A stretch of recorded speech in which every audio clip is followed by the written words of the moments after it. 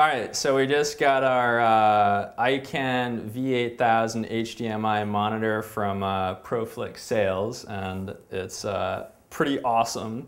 So I just wanted to give you a quick walkthrough. Basically, so what we have is we have it mounted on a Sony EX1. So basically it just has a hot shoe mount. You screw in, you screw the monitor on, and actually let's turn it on. So we'll turn the camera on. Then we'll turn the monitor on, and we'll actually open the lens. Whoops.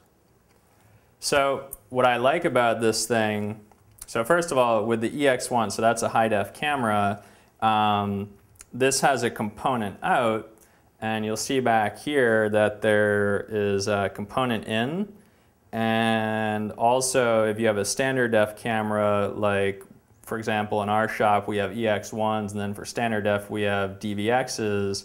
You have S-video in, and you have composite in, so that's the yellow RCA. So you'd have yellow RCA out of the DVX, and then you get a BNC adapter, and you can put it in here. And then for a lot of the newer consumer cameras, like all those little tiny HD cameras, they have HDMI out.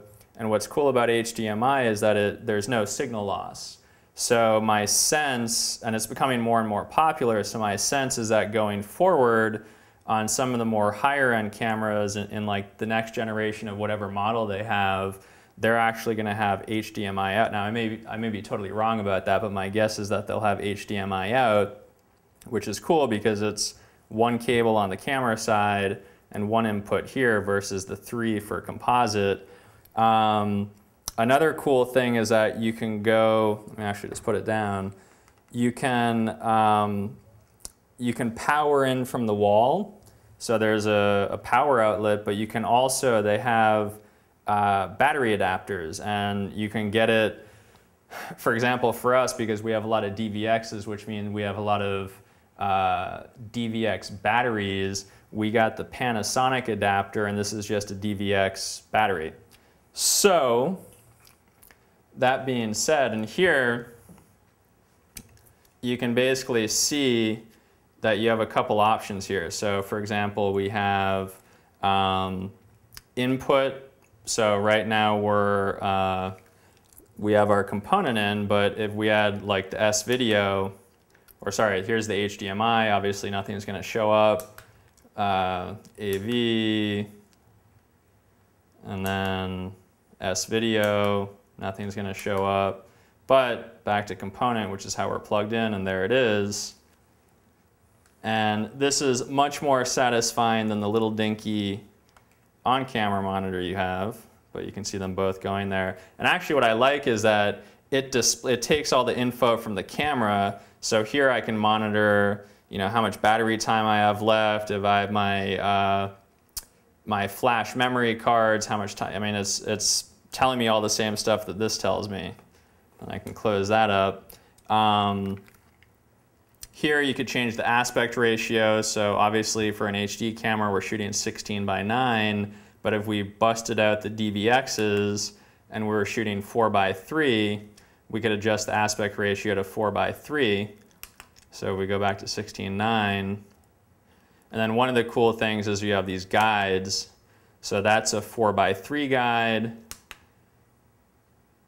And then that's a title safe and action safe. I can get rid of that.